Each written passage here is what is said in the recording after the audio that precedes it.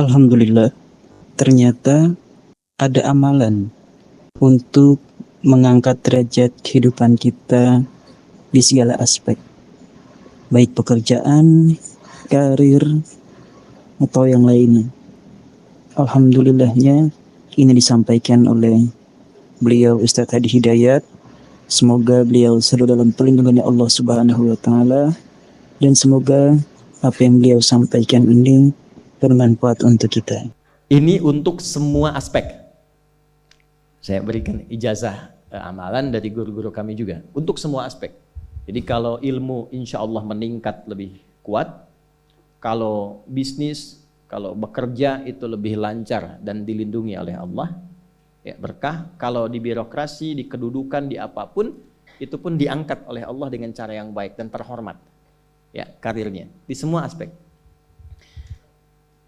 Satu sholat amalannya. Nah, bukan yang biasa. Bukan yang biasa. Kalau bisa jaga yang 40 rakaat yang sering saya sampaikan. 17 rakaat sholat fardu. Sudah? 12 rakaat rawatib. 11 rakaat yang tahajud. Jumlahnya 40. Ya. 17 rakaat sholat fardu. Kalau ini wajib. Kalau wajib standar. Ya. Mau kaya, mau tidak, ya sholat 17 rakaat juga. Mau pintar, mau tidak, 17 rakaat juga. Jelas ya? Rumusnya 24, 4, 3, 4. Ya, itu ya.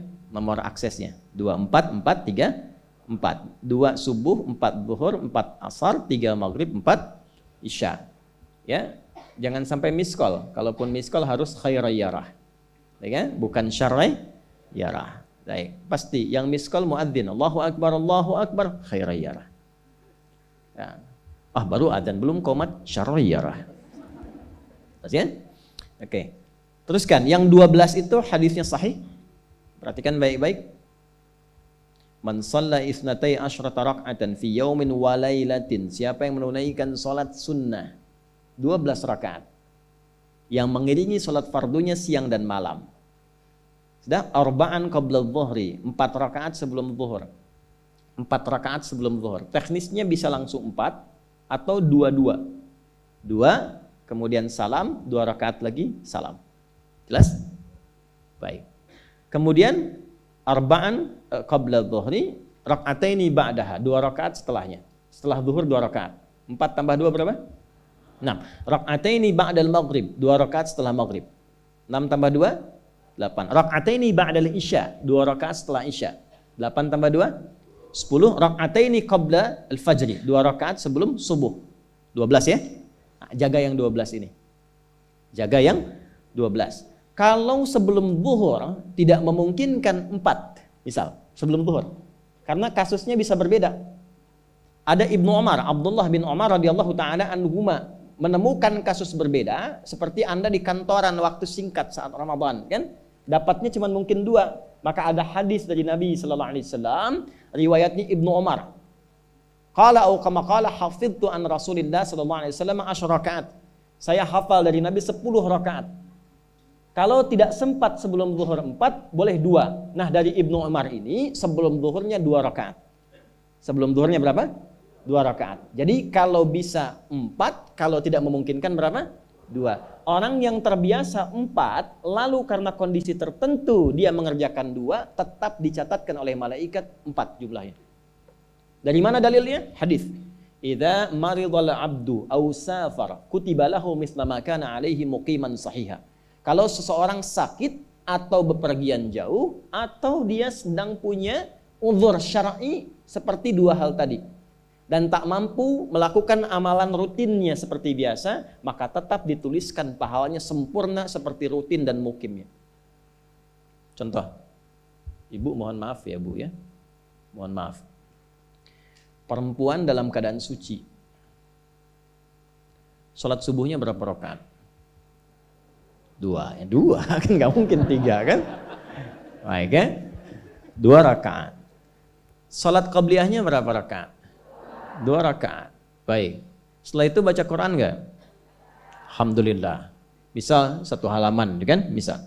Ibu kerjakan saat suci. Saat sedang tidak suci, masa haid tiba, sholat tidak? Tidak. Baca Quran tidak? Nah, kalau punya kebiasaan sholat, baca Quran, dan tiba masa haidnya, itu pahalanya tetap dituliskan sesuai kebiasaannya. Harus tahu itu. Makanya manfaatkan, karena kalau sudah tiba masa monofos, sama.